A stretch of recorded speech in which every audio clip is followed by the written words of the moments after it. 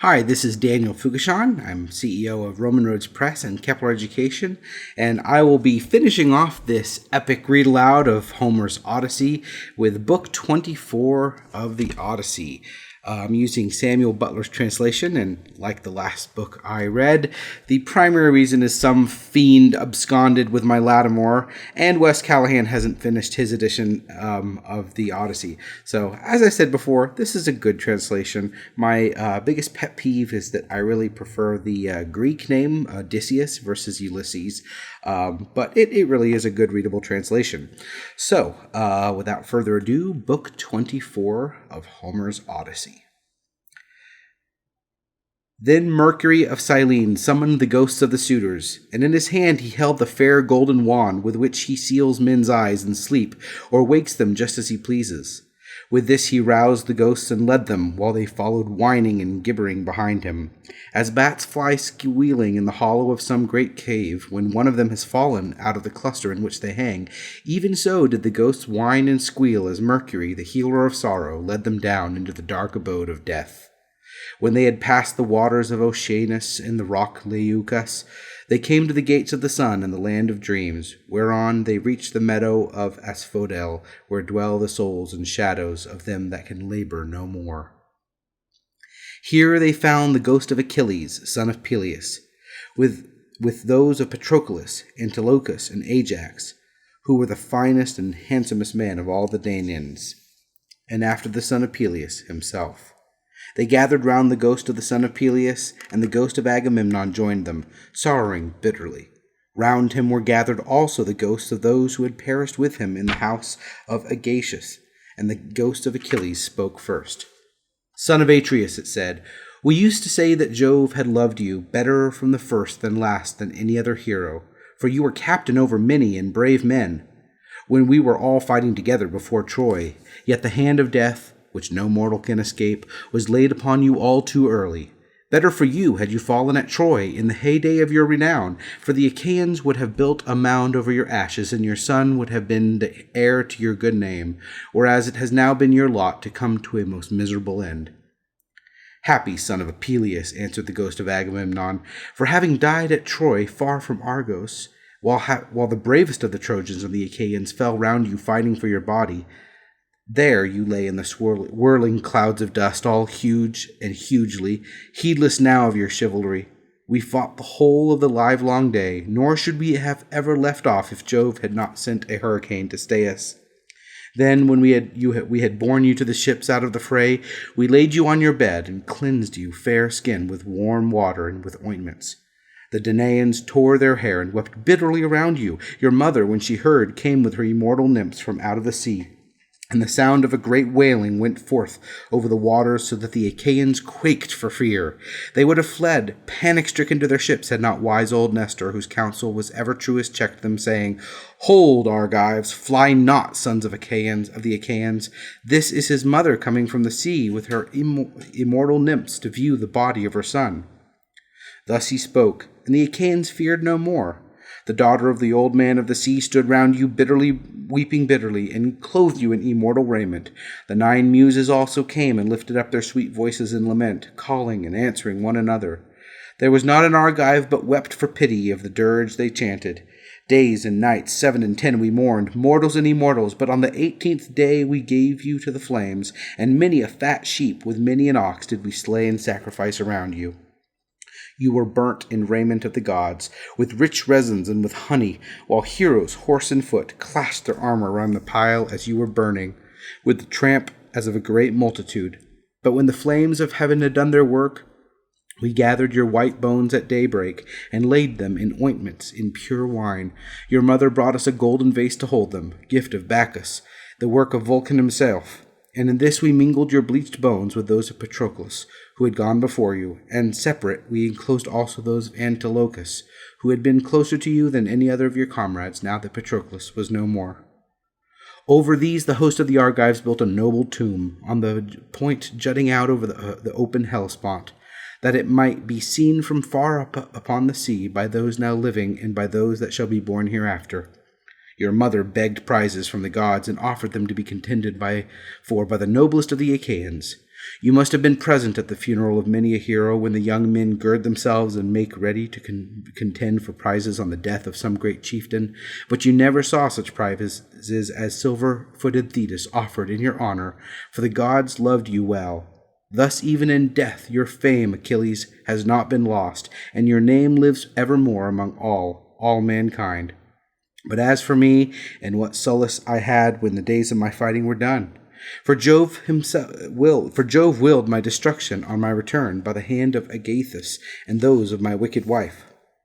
Thus did they converse, and presently Mercury came up to them with the ghosts of the suitors who had been killed by Ulysses.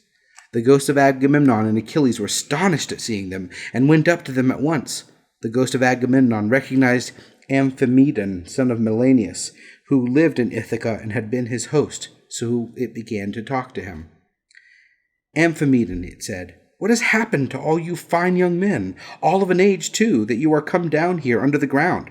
One could pick no finer body of men from any city. Did Neptune raise his winds and waves against you when you were at sea, or did your enemies make an end of you on the mainland when you were cattle lifting or sheep stealing, or while fighting in defense of their wives and city? Answer my question, for I have been your guest. Do you not remember how I came to your house with Menelaus, to persuade Ulysses to join us with the ships against Troy? It was a whole month ere we could resume our voyage, for we had a hard work to persuade Ulysses to come with us. And the ghost of Amphimedon answered, Agamemnon, son of Atreus, king of men, I remember everything that you have said, and will tell you fully and accurately about the way in which our end was brought about. Ulysses had been gone long ago, and we were courting his wife, who did not say point blank that she would not marry, nor yet bring matters to an end, for she meant to compass our destruction. This, then, was the trick she played us. She set up a great tambour frame in her room and began to work on us enormous pieces of fine needlework. Sweethearts, she said, Ulysses is indeed dead. Still, do not press me to marry again immediately. Wait, for I would not have my skill in needlework perish unrecorded, till I have completed a pall for the hero Laertes against the time when death shall take him. He is very rich, and the women of the place will talk if he is laid out without a pall. This is what she said, and we assented, whereupon we could see her working upon her great web all day long. But at night she would unpick the stitches again by torchlight. She fooled us in this way for 3 years without our finding it out. But as time wore on, and she was now in her 4th year, and waning of moons and many days had been accomplished, one of her maids who knew what she was doing told us, and we caught her in the act of undoing her work. So she had to finish it whether she would or no, and when she had showed us the robe she had made, after she had had it washed, its splendor was that of the sun or moon. Then with malicious God convened Ulysses to the upland farm where his swineherd lives. Thither presently came also his son, returning from a voyage to Pylos, and the two came to the town where they had hatched their plot for our destruction. Telemachus came first, then after him, accompanied by the swineherd, came Ulysses, clad in rags and leaning on a staff, as though he were some miserable old beggar. He came so unexpectedly that none of us knew him, nor even the older ones among us. And we reviled him and threw things at him. He endured both being struck and insulted without a word, though he was in his own house. But when the word of Aegis bearing Jove inspired him, he and Telemachus took the armor and hid it in an inner chamber, bolting the door behind them. Then he cunningly made his wife offer his bow and a quantity of iron to be contended for if ill-fated suitors. And this was the beginning of our end, for not one of us could string the bow, nor nearly do so. For when it was about to reach the hands of Ulysses, we all of us shouted out that it should not be given him, no matter what he might say, but Telemachus insisted on his having it. When he had gone on to his hands, he strung it with ease and sent his arrow through the iron. Then he stood on the floor of the cloister and poured his arrow in the ground, glaring fiercely about him. First he killed Antinous, and then, aiming straight before him, he let fly his deadly darts, and they fell thick one on one another. It was plain that one of the gods was helping him, for they fell upon us with might and maim throughout the cloisters, and there was a hideous sound of groaning as our brains were being battered in, and the ground seethed with our blood. This, Agamemnon, is how we came to by our end, and our bodies are lying still uncared for in the house of Ulysses, for our friends at home did not yet know what has happened. so that they cannot lay us out and wash the black blood from our wounds, making moan over us according to the offices due to the departed. Happy Ulysses, son of Laertes, replied the ghost of Agamemnon, you are indeed blessed in the possession of a wife endowed with such rare excellence of understanding, and so faithful to her wedded lord as Penelope, the daughter of Icarius. The fame, therefore, of her virtue shall never die, and the immortals shall compose a song that shall be welcome to all mankind in honor of the constancy of Penelope. How far otherwise was the wickedness of the daughter of Tyrandarius, who killed her lawful husband. Her song shall be hateful among men, for she had brought disgrace on all women, even womankind, even on the good ones. Thus did they converse in the house of Hades, deep down within the bowels of the earth. Meanwhile, Ulysses and the others passed out of the town and soon reached the fair and well-tilled farm of Laertes, where he had reclaimed with infinite labor. Here was his house, with a lean-to running all around it, where the slaves who worked for him slept and sat and ate, while inside the house there was an old Sicel woman who looked after him in his country farm. When Ulysses got there, he said to his son and to the others, "Go to the house and kill the best pig that you have found for dinner. Meanwhile, I want to see whether my father will know me, or fail to recognize me after so long an absence." He then took off his armor and gave it to Eumaeus and Philoetus. He went straight on to the house, where he turned off into the vineyard to make trial of his father. As he went down into the great orchard, he did not see Dolius, nor any of his sons, nor the other bondsmen, for they were all gathering thorns to make a fence for the vineyard, at the place where the old man had told them. He therefore found his father alone, hoeing a vine. He had on a dirty old shirt, patched and very shabby. His legs were bound round with the thongs of oxhide to save him from the brambles, and he also wore sleeves of leather. He had a goat-skin cap on his head and was looking very woe-begone. When Ulysses saw him so worn, so old, and so full of sorrow, he stood still under a tall pear tree and began to weep. He doubted whether to embrace him, kiss him, or tell him all about his coming home, or whether he should first question him and see what he would say. In the end, he deemed it best to be crafty with him, so in his mind he went up to his father, who was bending down and digging about a plant. "I see, sir," said Ulysses, "that you are an excellent gardener. What pains you take with it, to be sure. There is not a single plant, not a fig tree, vine, olive, pear, nor flower tree, but bears the trace of your attention. I trust, however, that you will not be offended if I say that you take better care of your garden than of yourself. You are old, unsavory, and very meanly clad. I cannot be but because you are idle that your master takes such good care of you. Indeed, your face and figure have nothing of the slave about them, and proclaim you of noble birth. I should have said that you were one of those who should wash well, eat well, and lie soft at night, as old men have a right to do. But tell me, and tell me true, whose bondsman are you, and in whose garden are you working? Tell me also about another matter. Is this place that I have come to really Ithaca? I met a man just now who said so, but he was a dull fellow and had not the patience to hear my story out when I was asking him about an old friend of mine, whether he was still living or was already dead in the house of Hades. Believe me when I tell you that this man came to my house once when I was in my own country, and never yet did any stranger come to me whom I liked better. He said that his family came from Ithaca, and that his father was Laertes, son of Archesius. I received him hospitably, making him welcome to all the abundance of my house, and when he went away I gave him all customary presents. I gave him 7 talents of fine gold and a cup of solid silver with flowers chased upon it.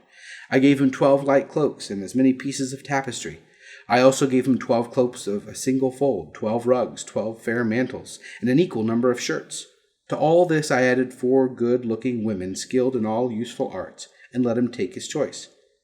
His father shed tears and answers, "Sir, you have indeed come to the country that you have named, but it has fallen into the hands of wicked people. All this wealth of presents have been given to no purpose. If you could have found your friend here alive in Ithaca, he would have entertained you hospitably, and would have required your presence amply when you left him, as he would have been only right considering what you had already given him. But tell me, and tell me true, how many years is it since you entertained this guest, my unhappy son, as ever was? Alas, he has perished far from his own country. The fishes of the seas have eaten him, or he has fallen prey to the birds and the wild beasts of some continent.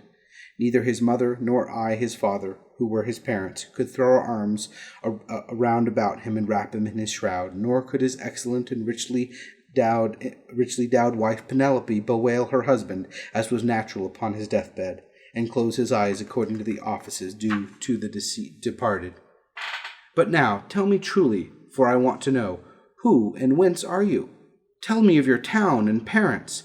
Where is the ship lying that has brought you and your men to Ithaca? Or were you a passenger on some other man's ship, and those who brought you here have gone on their way and left you? I will tell you everything, answered Ulysses. Quite truly, I came from Alybis, where I have a fine house. I am the son of King Alphidius, who is the son of Polypemon. My name is Eperitus. Heaven drove me off my course as I was leaving Sicania, and I have been carried off against my will. As for my ship, it is lying over yonder, off the open country outside the town, and this is the 5th year since Ulysses left my country. Poor fellow, yet the omens were good for him when he left me. The birds all flew on our right hands, and both he and I rejoiced to see them as we departed, for we had every hope that we should have another friendly meeting and exchange presents. A dark cloud of sorrow fell upon Laertes, and he listened. He filled both hands with dust from the ground and poured it over his gray head, groaning heavily as he did so. The heart of Ulysses was touched, and his nostrils quivered as he looked upon his father. Then he sprang towards him, flung his arms about him, and kissed him, saying, I am he, father, about whom you are speaking. I have returned after having been away for 20 years. But cease your sighing and lamentation. We have no time to lose, for I should tell you that I have been killing the suitors in my house to punish them for their insolence and crimes. If you really are my son, Ulysses, replied Laertes, and have come back again, you must give me such manifest proof of your identity as shall convince me. First observe this scar, answered Ulysses, which I got from a boar's tusk when I was hunting at on Mount Parnassus. You and my mother had sent me to Autolycus, my mother's father, to receive the presents, which when he was over here, he had promised to give me. Furthermore, I will point out to you the trees in the vineyard which you gave me, and I asked you all about them as I followed you round the garden. We went over them all, and you told me their names and what they all were. You gave me 13 pear trees, 10 apple trees, and 40 fig trees. You also said you would give me 50 rows of vines. There was corn planted between each row, and they yield grapes of every kind when the heat of heaven has been laid heavy upon them. Laertes' strength failed when he heard the convincing proof which his son had given him. He threw his arms about him, and Ulysses had to support him, or he would have gone off into the swoon. But as soon as he came to and was beginning to recover his senses, he said, "O Father Jove, then you gods are still in Olympus after all. If the suitors have really been punished for their insolence and folly, nevertheless I am much afraid that I shall have all the townspeople of Ithaca up here presently, and they will be sending messengers everywhere throughout the cities of Cephallenians." Ulysses answered, "Take heart, and do not trouble yourself about that, but let us go into the house hard by your garden, and I have already told Telemachus, Philetius, and Eumaeus to go there and get dinner ready as soon as possible." Thus conversing, the two made their way towards the house. When they got there, they found Telemachus with the stocksmen and the swinehards cutting up meat and mixing wine with water. Then the old Sicel woman took Laertes inside and washed him and anointed him with oil. She put on a good cloak, and Minerva came up and to him and gave him a more imposing presence, making him taller and stouter than before. When he came back, his son was surprised to see him looking so like an immortal, and said to him, "My dear father, some one of the gods has been making you much taller and better looking." Laertes answered, "Would by Father Jove, Minerva, and Apollo that I were the man I was when I ruled among the Cephallenians and took Nericum, the strong fortress on the foreland. If I were still what I was then and had been in our house yesterday with my armor on, I should have been able to stand by you and help you against the suitors. I should have killed a great many of them, and you would have rejoiced to see it." Thus did they converse, but the others, when they had finished their work and the feast was ready, left off working, and took each his proper place on the benches and seats. Then they began eating. By and by, old Dolius and his son left their work and came up, for their mother, the Sicel woman who was looking after Laertes now that he was growing old, had been to fetch them. When they saw Ulysses and were certain it was he, they stood there, lost in astonishment. But Ulysses scolded them good-naturedly and said, "Sit down to your dinner, old man, and never mind about your surprise. We have been wanting to begin for some time, and have been waiting for you." Then Dolius put out both his hands and went up to Ulysses. Sir, he said, seizing his master's hand and kissing it on the wrist, we have long been wishing your home, and now heaven has restored you to us after we had given up hoping. All hail, therefore, and may the gods prosper you. But tell me, does Penelope already know of your return, or shall we send someone to tell her? Old man, answered Ulysses, she knows already, so you need not trouble about that. On this he took his seat, and the sons of Dolius gathered round Ulysses to give him greetings and embrace him one after the other. Then they took their seats in due order near Dolius their father. While they were there, thus getting ready for dinner, Raymor went round the town and noised abroad the terrible fate that had befallen the suitors. As soon, therefore, as the people heard of it, they gathered from every quarter, groaning and hooting before the house of Ulysses. They took the dead away, buried every man in his own, and put the bodies of those who had come from elsewhere on board the fishing vessel, for the fishermen to take each of them to his own place. Then they met angrily in the place of assembly, and when they were gotten together, Epiphanes rose to speak. He was overwhelmed with grief for the death of his son Antinous, who had been the first man killed by Ulysses. So he said, weeping bitterly, My friends, this man has done the Achaeans great wrong. He took many of our best men away with him in his fleet, and he has lost both ships and men. Now, moreover, on his return, he's been killing all the foremost men among the Cephallenians. Let us be up and doing before he can get away to Pylos or to Elis, where the Epeans rule, or we shall be ashamed of ourselves forever afterwards. It will be an everlasting disgrace to us if we do not avenge the murder of our sons and brothers. For my part, I shall have no more pleasure in life, but had rather die at once. Let us be up then, and after them, before they can cross over to the mainland. He wept, and as he spoke, and everyone pitied him. But Medon and the bard Phoebus had now woken up, and came to him from the house of Ulysses. Every one was astonished at seeing them, but they stood in the middle of the assembly, and Medon said, Hear me, men of Ithaca. Ulysses did not do these things against the will of heaven. I myself saw an immortal god take the form of Mentor, and stand beside him. This god appeared now in front of him, encouraging him, and now going furiously from the court, and attacking the suitors, whereon they fell thick on one another. On this pale fear laid hold of them, and old Halitherses, son of Mastor, rose to speak, for he was the only man among them who knew both past and future. So he spoke to them plainly and all honestly, saying, Men of Ithaca, it is all your own fault that these things have turned out as they have. You would not listen to me, nor yet to Mentor, when we bade you check the folly of your sons, who were doing much wrong in the wantonness of their hearts, wasting the substance and dishonoring the wife of a chieftain who they thought would not return. Now, however, let it be as I say, and do as I tell you. Do not go out against Ulysses, or you may find that you have been drawing down evil on your own heads. This was what he said, and more than half raised a loud shout, and at once left the assembly. But the rest stayed where they were, for the speech of Halitherses displeased him, and they sided with Epiphanes. They therefore hurried off to their armor, and when they had armed themselves, they met together in front of the city, and Epiphanes led them on their own folly. He thought he was going to avenge the murder of his son, whereas in truth he was never to return, but was himself to perish in his attempt. Then Minerva said to Jove, Father, son of Saturn, king of kings, answer me this question. What do you propose to do? Will you set them fighting still further, or will you make peace between them? And Jove answered, My child, why should you ask me? Was it not by your own arrangement that Ulysses came home and took his revenge upon the suitors? Do whatever you like, but I will tell you what I think will be most reasonable arrangement.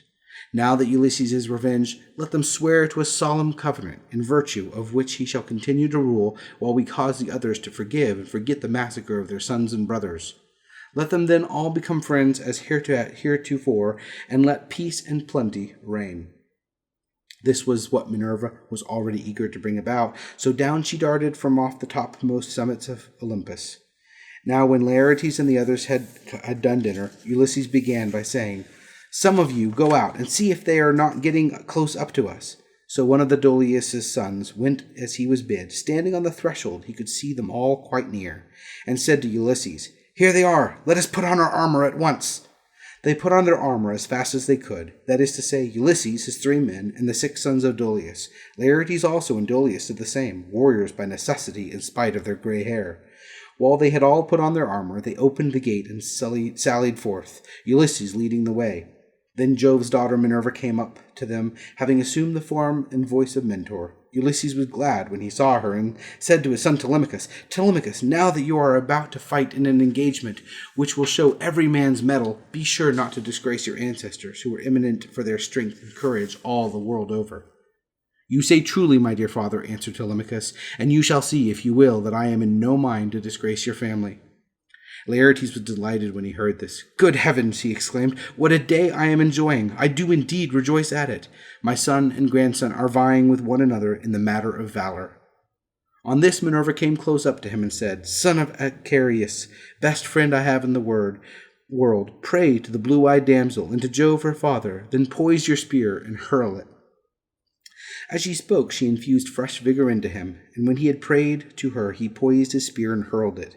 He hit Pertheth's helmet, and the spear went straight through it, for the helmet stayed in it not, and his armor rattled around him as he fell heavily to the ground. Meanwhile, Ulysses and his son fell upon the front line of the foe and smote them with their swords and spears. Indeed, they would have killed every one of them and prevented them from ever getting home again, only Minerva raised her voice aloud and made every one pause. Men of Ithaca, she cried, cease this dreadful war and settle the matter at once without further bloodshed. On this, pale fear seized every one. They were so frightened that their arms dropped from their hands and fell upon the ground at the sound of the goddess's voice, and they fled back to the city for their lives. But Ulysses gave a great cry, and gathering himself together, swooped down like a soaring eagle. Then the son of Saturn sent a thunderbolt of fire that fell just in front of Minerva, so she said to Ulysses, Ulysses, noble son of Laertes, stop this warful strife, or Jove will be angry with you. Thus spoke Minerva, and Ulysses obeyed her gladly. Then Minerva assumed the form and voice of Mentor, and presently made a covenant of peace between the two contending parties. And that concludes Homer's Odyssey. Thank you so much for listening.